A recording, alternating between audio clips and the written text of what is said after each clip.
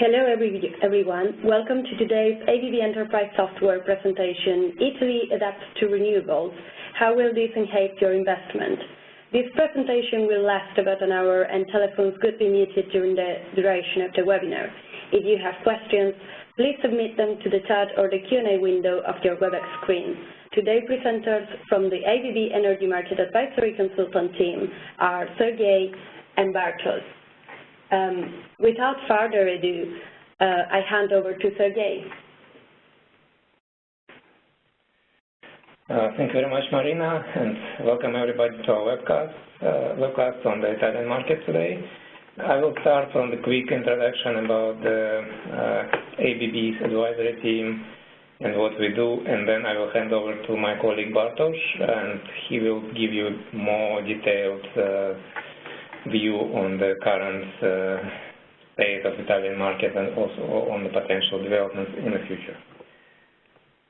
So, the decision making in today's energy markets is quite difficult, and this is mainly driven by the fact that the energy markets are changing and becoming more and more complex.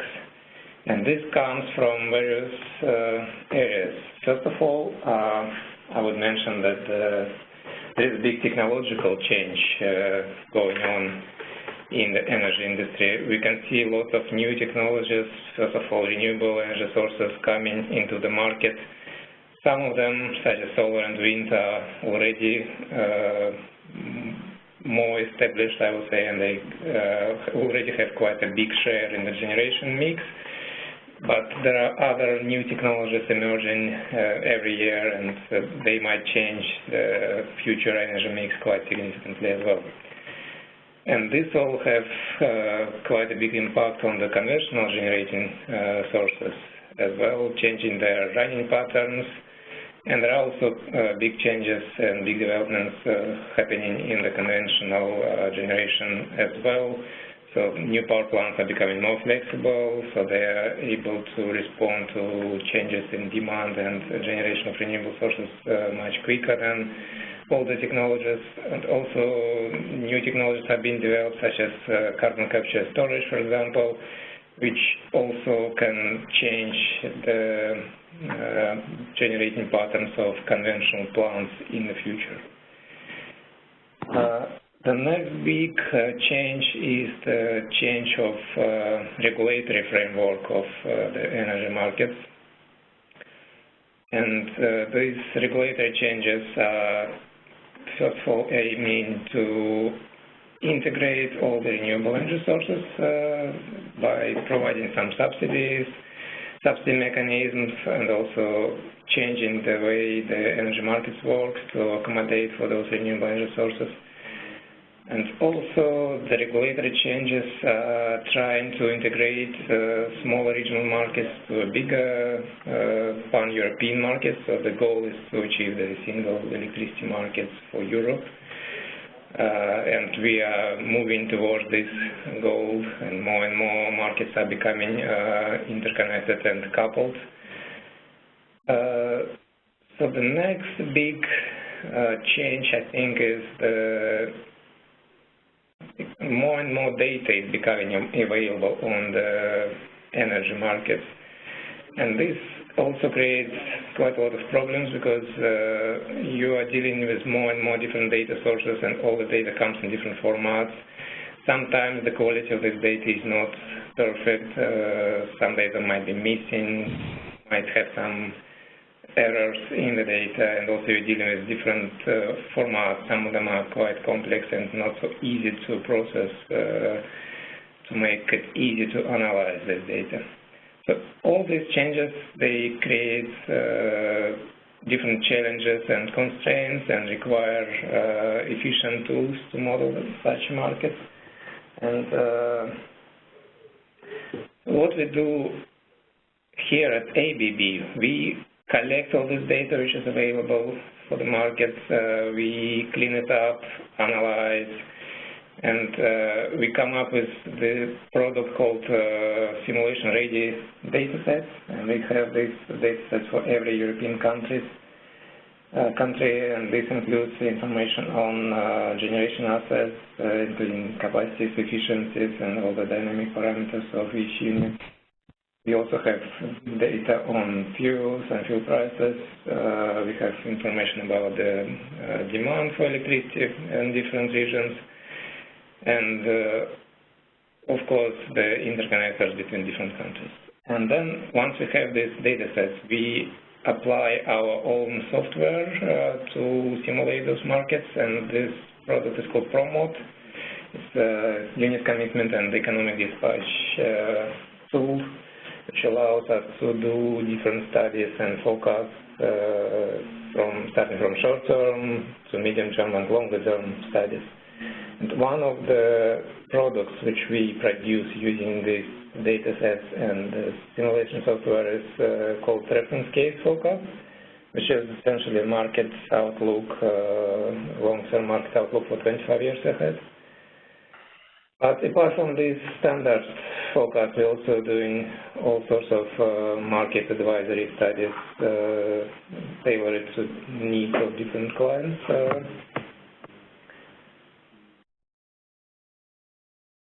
Okay, so this slide just quickly summarizes the geographical coverage. You can see that all the countries which are members of ENTSO-E are included in our data sets. And for some of them, for example, for Nordic countries, we have even more detailed breakdown to reflect those leading zones which are currently present in the markets. And in terms of the reference case coverage, we don't have ready reports for all of the countries, but the reference cases cover most of the Northwest Europe. Actually, I would say the Western Europe, starting from Portugal and Spain, and then going towards the Eastern Europe as far as Poland, for example. So this slide quickly summarizes what we do in terms of advisory services. This includes different studies on renewable energy integration, transmission grid expansion analysis, and network expansion analysis, and also generation assets valuation type of studies. We also do lots of studies in the area of regulatory support. And the last maybe is staff augmentation, so we can also provide the services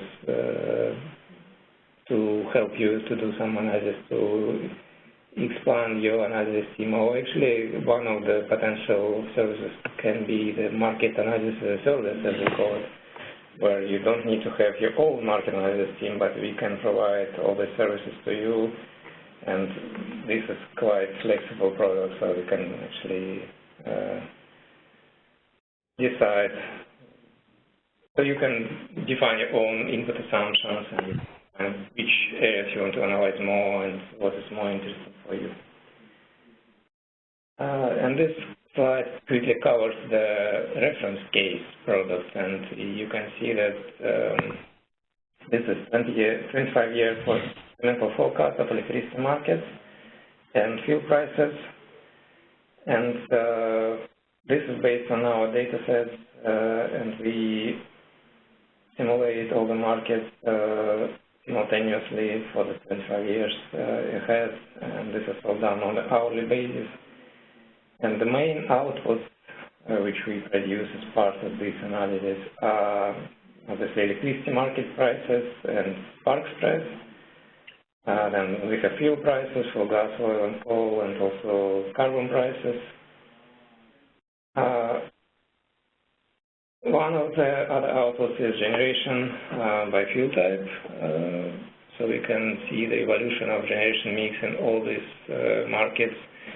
Also, the quite important part is looking at the imports and exports for each country and to see how countries are dependent or not dependent on imports from the neighboring countries. And the last thing, we are just looking at the profitability of different generating resources, such as CCGT plants or coal plants, And this is quite important to understand once we are dealing with the shortage of capacity going forward because of the retirement. So we need to understand which new capacity can replace the retired capacity and how much it's going to cost and how this money can be actually taken by those investors from the market, or maybe not just from the energy markets, but also the capacity markets, for example. And these are all different topics that we are trying to cover in our reference case reports. Okay, and this is just quickly to summarize different delivery options for the reference case. First of all, we have the reference case report, which is just a PDF file, the write-up for each country, talking about all the country-specific topics, and also looking at the wider European picture, because all the countries are obviously interdependent. It's not possible to just look at one country in current market environment. And at the same time, we can also provide all the data, which is the foundation for this reference case report. And this, as I said, includes all the power plants, data on the electric demand and interconnectors between the countries. And we can also give you one extra option, which is flexible scenario option, where you can ask us to do some sensitivity runs or additional scenario runs and change some of the input assumptions which we made for our reference case and see how this will affect the results of the forecast.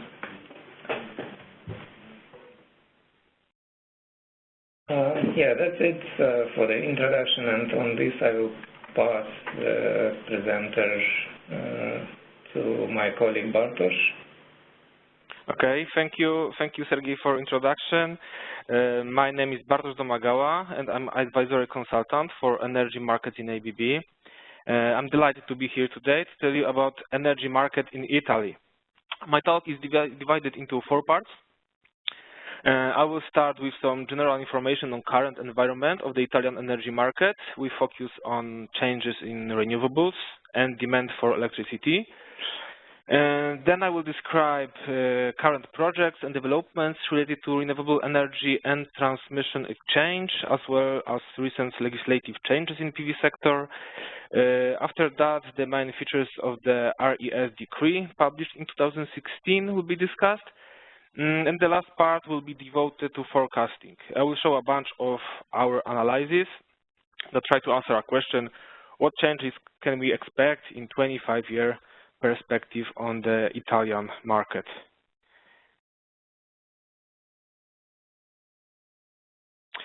Okay, let's start by taking a look at how installed renewable capacity changed over the last few years.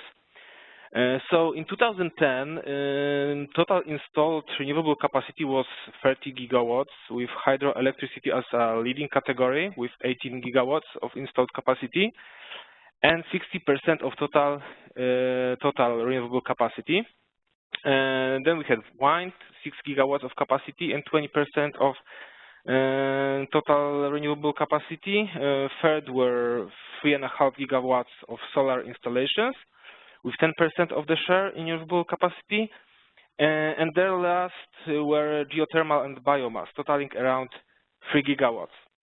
5 years later, thanks to the series of subsidies that were introduced to help reach Italy's EU 2020 target, total capacity of renewable sources increased by 60% and reached 50 gigawatts in total.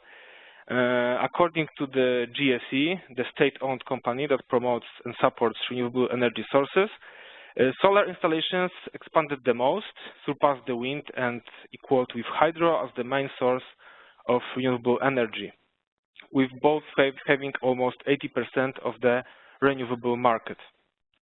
Wind also expanded significantly as its capacity increased by 50% to 9 gigawatts, while biomass capacity increased by only 1.5 gigawatt.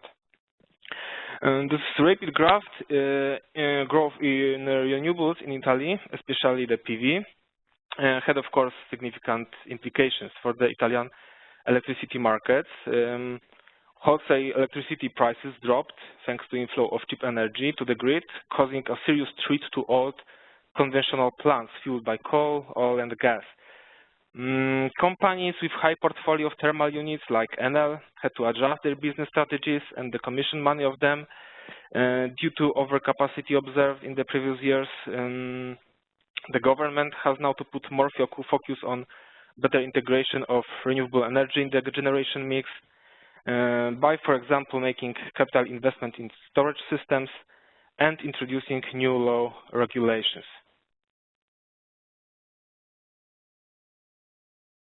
The role of subsidizing feed-in tariffs, especially those dedicated to PV installations, called Conto Energia, is nicely visible on the chart, showing changes in solar capacity.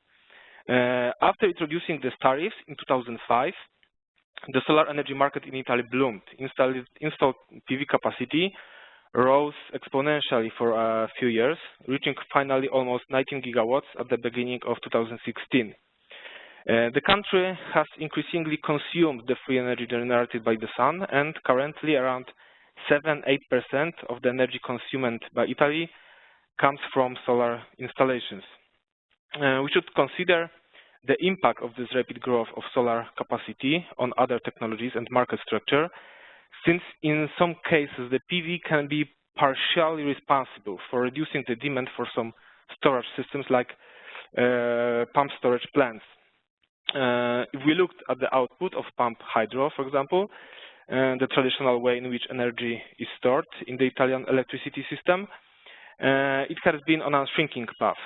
According to IRENA, International Renewable Energy Agency, in 2006, pump storage facilities produced around 6 terawatt-hours of energy, while in 2014, less than 2 terawatt-hours.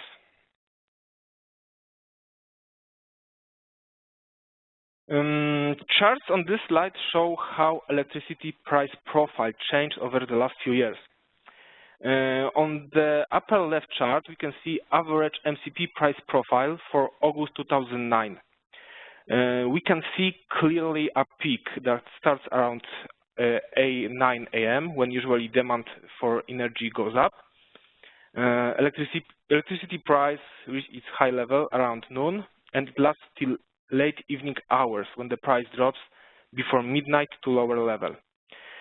On the upper right chart, we have a plot of the average MCP price profile, but for August 2015, when there was almost twice as much renewable capacity installed as 6 years earlier.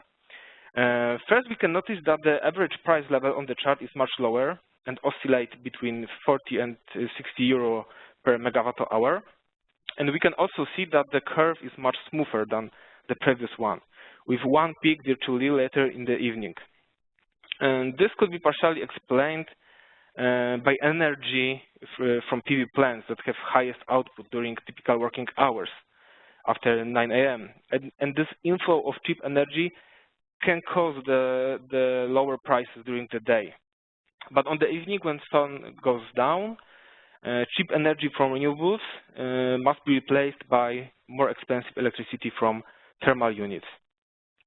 On the last chart, the third chart, we can see average hourly MCP price calculated year to date for 2016. We can see that the shape is smooth, with much lower differences between peak and off-peak hours, and looks very similar to the curve on the upper right chart.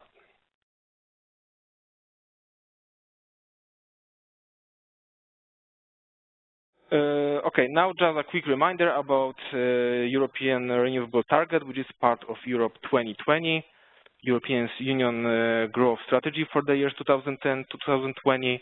There are 5 main targets for EU to be achieved by 2020, and one of these is related to climate change and energy sustainability. European Union's goal is to consume 20% of the demand for energy from renewable sources. But this target is inequally divided between each EU country, according to its resources and development status. So every EU member state has its own national target to achieve, which of course determines country's policy towards electricity production and distribution. So for Italy, the national target is 17% of total energy consumption from renewable sources. On the chart here, we can see Italy's and other EU members' national targets, as well as European target of 20% at the very end. Italy has already achieved its national target in previous years, what will be discussed further on the next slide. Other EU 2020 target for Italy related to climate change and energy is reduction of greenhouse gas emissions by 13%.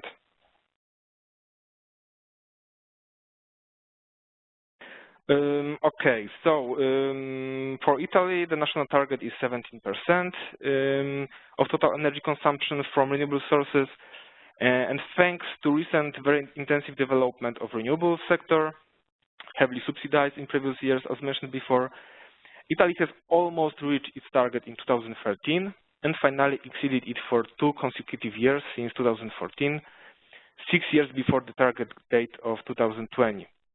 So currently, the odds are clearly for Italy being above the target in 2020, but there can still be need of new renewables investments. Just because, as we can see on the chart, the target has been exceeded by only a very thin margin of less than 1%, and the renewables generation must keep the pace with potential further growth in electricity demand.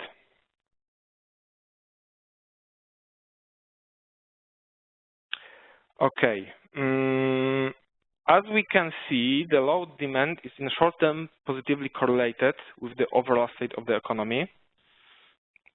So the stronger the economy, the more it produces, and the more it produces, the higher the demand for energies. Also, especially the industrial sector is very dependent on electricity. It needs to be highlighted that in recent years, when Italy has reached its 2020 EU target, the country's economy was at its 13-year low. Between 2020 and 2014, the GDP growth was negative. So growth in the demand for electricity was negative as well. In this case, it was easier for renewables to gain its share in total electricity consumption, as the energy produced by them is first in the merit order. So when analyzing potential room for new RES investments, we should try to answer the question whether the economy will recover in the following years. But there are various estimates for GDP growth in the next years. For example, OECD estimates the growth to be around 1.1% in 2016 and 1.4% in 2017. However, Italy's economy minister said his country would cut growth estimates due to stagnation in second quarter, and National Statistics Bureau, ISTAT, in its monthly report released in August, suggested that the economy would remain weak in the near term. In April, the governmental forecast was 1.2% growth in 2016, but it will probably be revised down to around 0.8, 0.9%, as other government sources suggest. Italian Employers Confederation, Confindustria, forecasts growth to be just 0.6% in 2017, and large banks forecast even lower values due to low production levels in the first half of 2016. In case of Italy, in our simulations, we take the conservative approach, assuming low demand growth to be around 0.3%. Italy's economy continues to underperform the wider Eurozone, for which the European Central Bank raised its 2016 growth forecast to 1.7%, so at least double the growth expected for Italy. The country is dragged for years by low productivity, low employment rates, and bureaucracy, and tries to keep its annual deficit to GDP ratio within the European Union's 3% limit. So this can be possibly one of the reasons of last cuts on PV incentives, and give some clue if more incentives could be expected in the near term.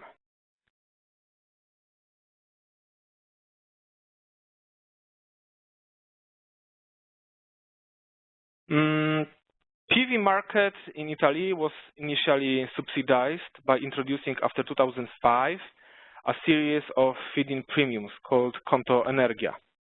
And the last feed-in premium incentive offered to PV installations was introduced in 2012 as Conto Energia 5. And this premium finally ended in 2013, and feed-in tariff scheme for PV hasn't been extended after that. This caused Italian PV sector to shift in 2013 from expansion phase to consolidation phase, when the figures of the new installations per year were considerably lower than in previous years. In June 2014, there was another hit for solar energy producers, the Spalma Incentive provision that applied a reduction to the tariffs that have been previously awarded under Conto Energia to PV plants with a nominal peak power exceeding 200 kilowatts. Italy's government argued that these controversial retroactive cuts were necessary as excessive investments in solar and wind power in recent years caused distortions in consumer prices. But in the same time, another law decree more than doubled the upper limit for net metering per installation, providing relief to solar energy producers, and a scheme for further PV and other renewable developments.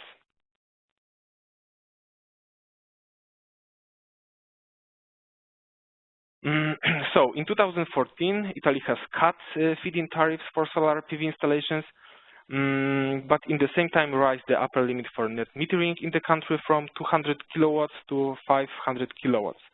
This is important as under the service, net metering, the electricity generated by a consumer producer in an on-site plant and injected into the grid can be used to offset the electricity withdrawn from the grid and provide this way economical compensation or relief for PV system owners. In Italy, the system is called Scambio sul Posto, and the compensation for producers is based on a number of factors: economic value of the electricity fed into the grid, value of energy withdrawn from the grid, the energy exchanged, and cost of services. The role of managing net metering and paying the related contribution has been awarded to GSE. Net metering is currently the only remuneration policy scheme driving new PV installations in Italy, but considered highly successful, especially among the smallest producers with below 20 kilowatts of capacity. On the slide, we can see the plants eligible for new net metering support. So all small renewable source installations below 20 kilowatts of capacity, high-efficient CHP plants with up to 200 kilowatts of capacity, with the efficiency of the plant periodically controlled and verified by GSE, bigger renewable plants of capacity up to 200 kilowatts if commissioned after December 2007, and finally plants with capacities of up to 500 kilowatts commissioned after 2014.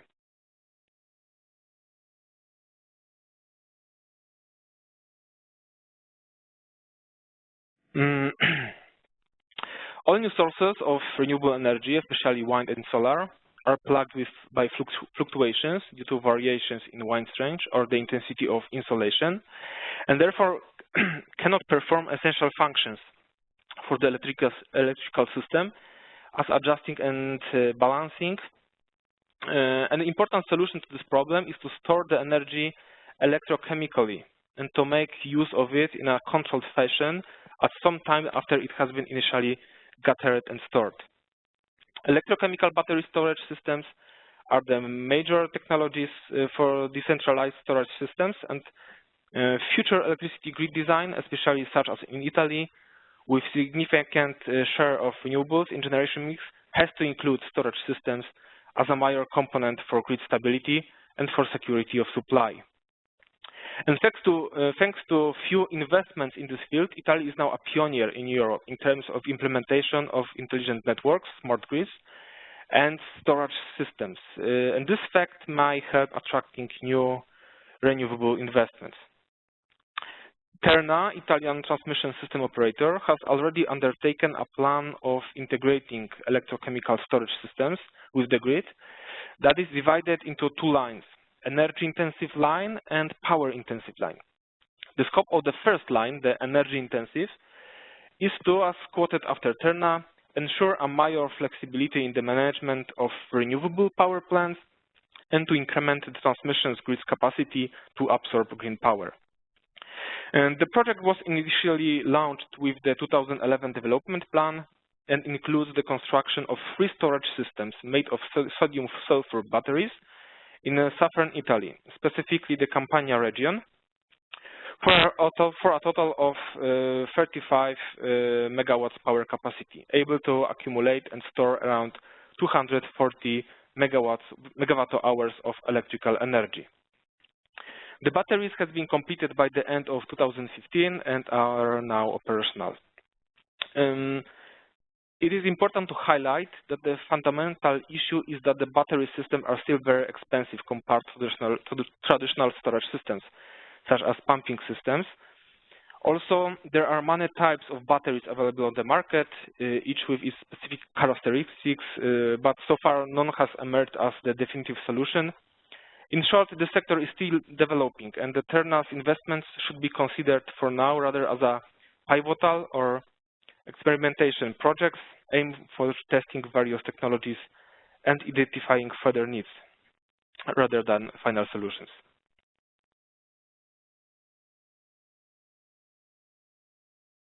The second line, power intensive, aimed to, as quoted after Terna, increase the security of electricity systems in Sicily and Sardinia with the installation of storage systems for a total of 40 megawatts capacity. This project is divided into 2 phases.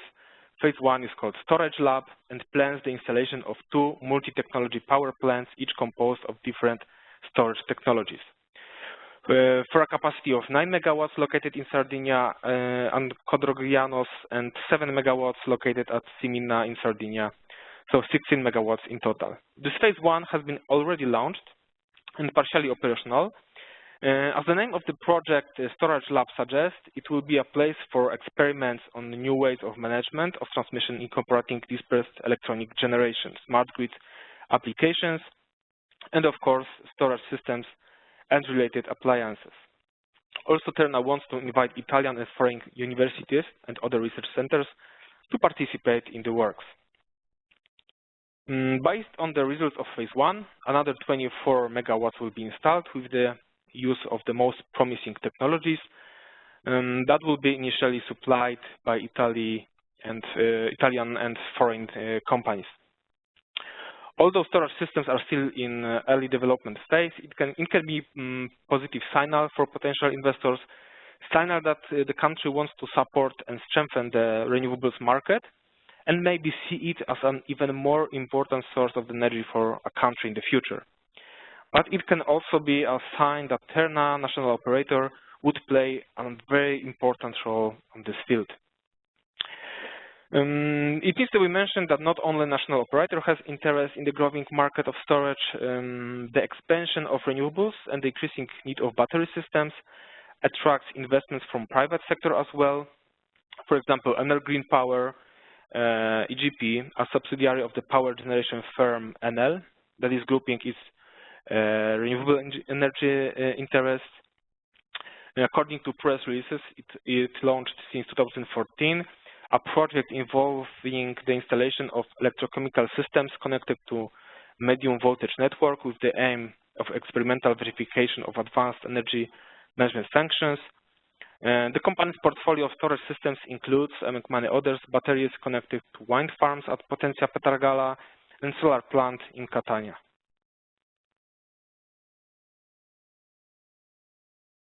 Okay, now let's quickly look at commercial exchanges between Italy and its neighbors.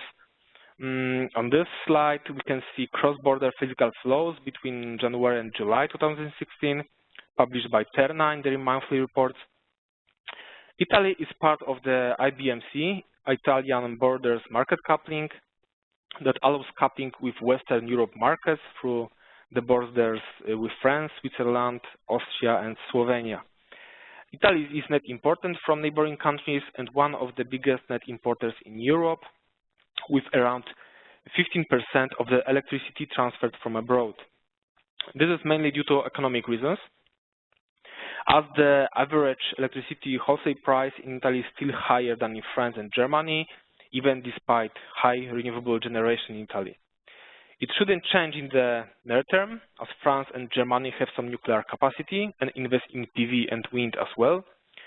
So currently the highest level of imports is from Germany, through Switzerland, almost 14 terawatt-hours of electricity in 2016 so far. Then from France, almost 11 terawatt-hours, and Austria, Slovenia, 5 terawatt-hours. But Italy exports some energy as well, but in much lower quantities to countries like Greece and Malta, around 2–2.5 terawatt-hours, and some marginal quantities to Corsica, from Sardinia and Tuscany. The map also shows demand for electricity from all the regions in terawatt-hours. So the highest consumption of electricity can be observed in northern part of the Italy, in Lombardy and Venezia, while the lowest demand is on the south, in regions with less population and industry, like Sardinia and Sicily.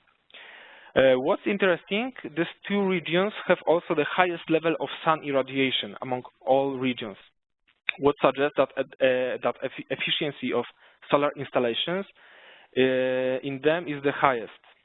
And in fact, the PV generation in these two regions, related to the demand for electricity, is the highest, amounting to 10%, while the country's average is less than 8%. In terms of development of interconnections between Italy and other countries, there are two main projects described in Terna's report. The first one is Piedmont-Savoy project of increasing the capacity on the border with France in both ways by 1,200 megawatts. The underground cable will be pulled through the Alps with the purpose, as described in the report, to cover increasing demand, improve diversification, provide security of supply, and integrate the markets better. The cost of the project is over 400 million euro, and an estimated completion date is 2019. The project will increase overall capacity between Italy and France to 4,400 megawatts. The second ongoing project is an undersea connection with Montenegro with a cable allowing an exchange of power up to 1,000 megawatts. The project would allow to integrate with the Balkan markets and is more expensive, of course, with the cost, according to Terna, exceeding 1 billion euro. The main works on the projects are to be completed around 2019. However, the link will be operational after 2020.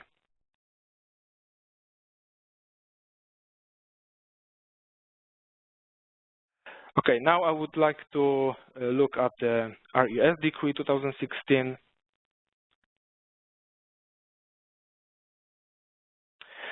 So, regarding other sources of renewable energy, there are other incentive schemes in Italy aimed at promoting renewable power plants, and they are called RES decrees, and recently on June 2016, a new such decree has been published by the Italian Ministry for Economic Development on the Italian official gazette.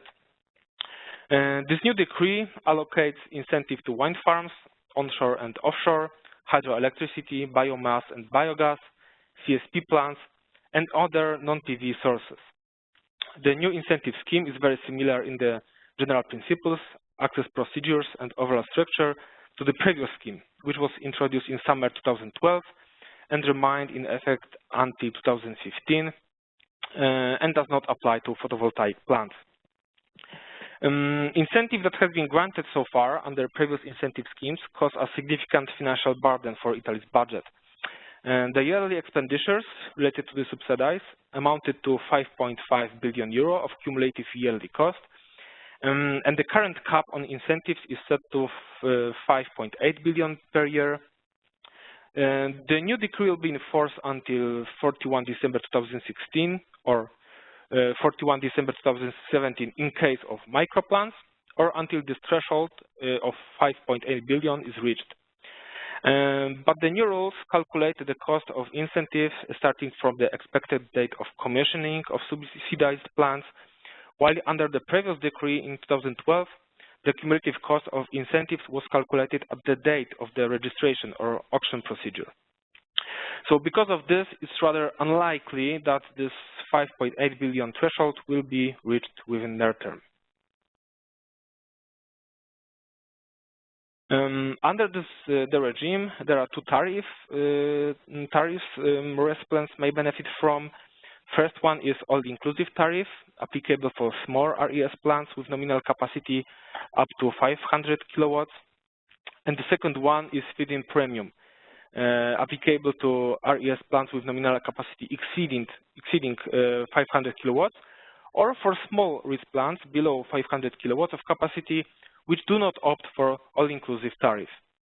All-inclusive tariff, called Tarifa Inkompensiva, includes the value of the electricity produced as well as the incentive for using renewable sources. And the electricity produced by the plant is fully taken by GSE. The second feed-in tariff is reduced by the hourly zonal price for electricity, and the electricity produced remains the property of the producer, so can be sold privately rather than to GSE. The incentives are managed by GSE, and similarly to the decree of 2012, there are three different ways to obtain them. First way is through direct access, applicable for microplants and for small revamping works. And allocation is based on first-come, first-served rule, irrespective of the type of RES plant. The second way is the registration process, called GSE register, applicable for plants with nominal power below 5 megawatts, and this includes a ranking mechanism based on priority criteria, with defined requirements and capacity caps for different RES types and technologies. And the deadline for applying to the registry is in the end of October 2016. The third way is participation in a public reverse auction procedure, applicable for plants with more than 5 megawatts of capacity.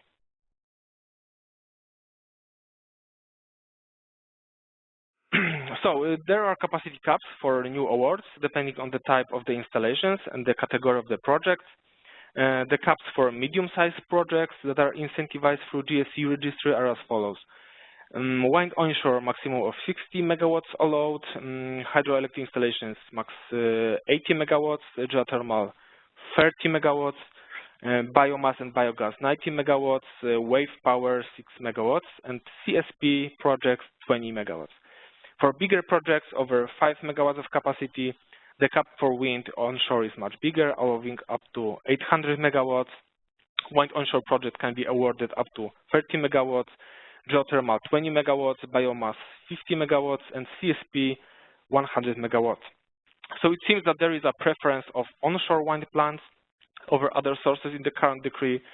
All the capacity available will be allocated through only one registration procedure and one reverse auction. And the decree allows for the repowering or restoring existing plants, including solar. The difference between the nominal capacity before repowering and after repowering determines which of the three categories can be used for applying for incentives. So for instance, if the difference in capacity before and after repowering is bigger than 5 megawatts, the producer must participate in the reverse auction to get support.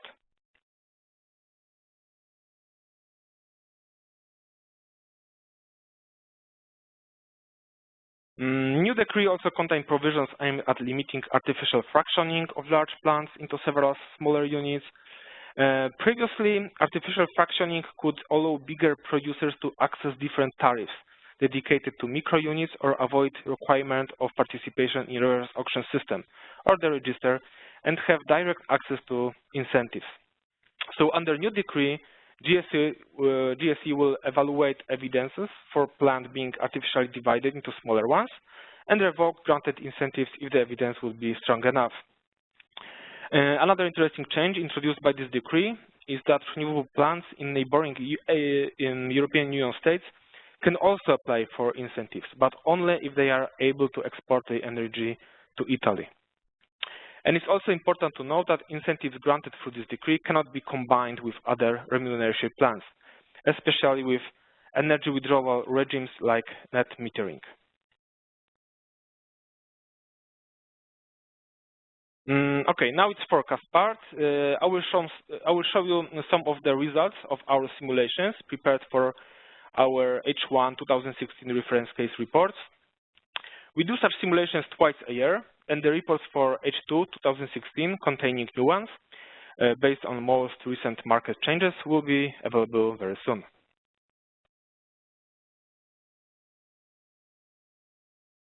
Okay, so on the left side, we can see the summary of installed capacity as of 2016 by fuel type.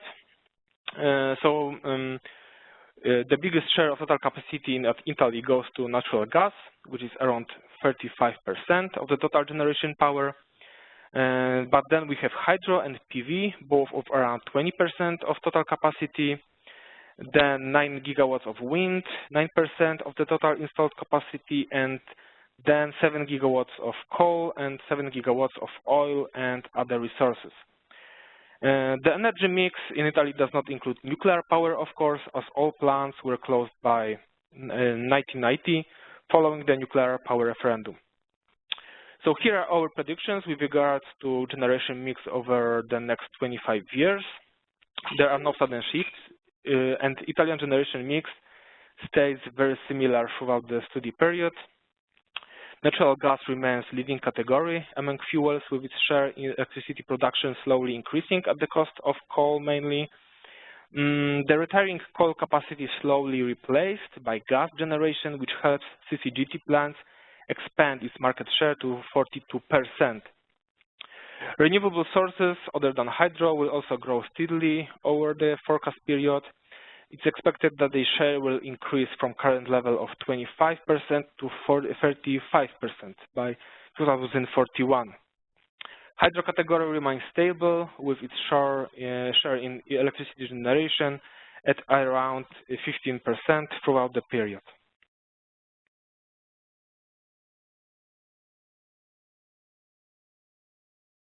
Now let's take a look at reserve margin forecast. Currently, we can observe overcapacity on Italian energy market due to, as was mentioned previously, cheap imports from neighboring countries and Italy's thermal fleet comprising of mainly gas and coal units with no nuclear power. And this overcapacity has recently led to companies like Enel disposing of several gigawatts of surplus capacity spread across 23 thermal power station sites. So in 2016, the reserve margin level is quite high, but it steadily decreases later on as the old thermal capacity is closed and dismantled. The margin will reach dangerously low levels at 2040, and then around 2034-35, we predict it will reach 0% level if no new thermal capacity is added. After 2033, we have indeed identified the need for new CCGT and OCGT, but by this time, the only additions to the Italian generation mix is on the renewable capacity. Here you can see our predicted additions to gas capacity. As you can see on the chart on the left, from 2033, we forecast dynamic increase in this sector as an answer to decreasing reserve margins discussed before. We need to take into consideration the technological progress in this field and assume newest gas turbines having much better efficiency and other technical parameters than older ones. This will have an impact on load factors for different CCGT plants, of course. For example, the chart on the right shows the moment the first generic high-efficient CCGT entering the market in 2033, replacing the older technologies, for which the load factor plummets. But as even more efficient CCGT enters the market later on in 2037, the load factors for slightly less efficient older gas plants drops also.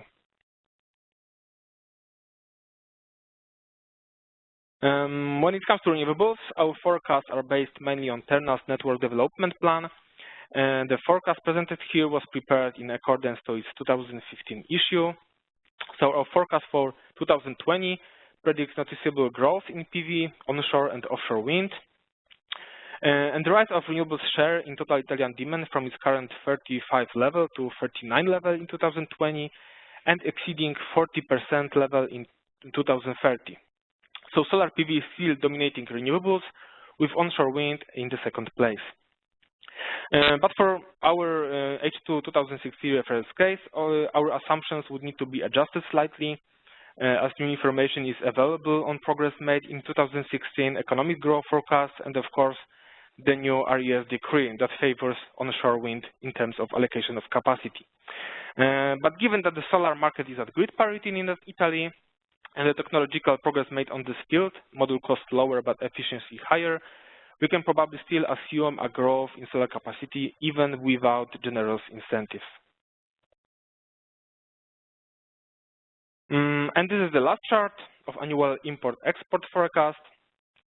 We can see the impact of changing generation mix on commercial exchanges with neighboring states. In 2016, Italy's baseload generation relies on natural gas, but their neighbors have cheaper energy from hard coal, lignite, and uranium. So Italy imports a lot from France and Germany, as shown by the green line. But as time passes, France and Germany close their coal plants and reduce nuclear generation. So over time, the generation mix will become very similar across these countries. Gas will start setting the margin in France and Germany, similar to Italy. So electricity generated in Italy will become more comparable, more competitive. In the result, imports, blue line, will be less profitable, so the country will reduce its imports, but will export more, of course. Also in the forecast, Italy produces more and more cheaper energy, and better integration of renewables, like the implementation of storage and smart grid systems, might influence net imports even more. That's all from my side. Thank you very much for your attention.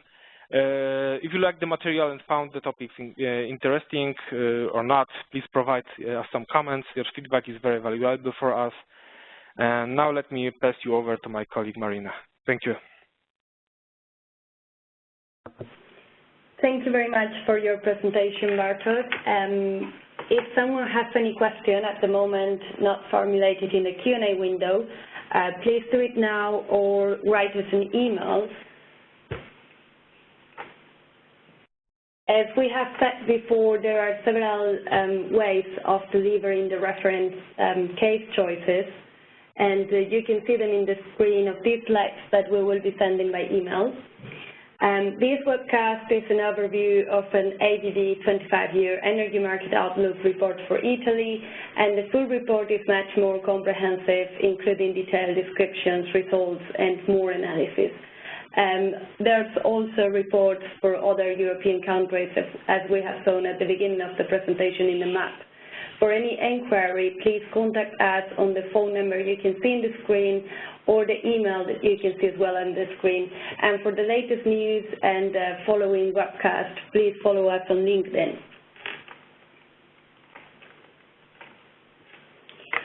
So thank you, Sergey and Bartosz from the advisors team to present us the latest updates of this Italian energy market outlook today, and thank you all for joining us. Have a great rest of the day.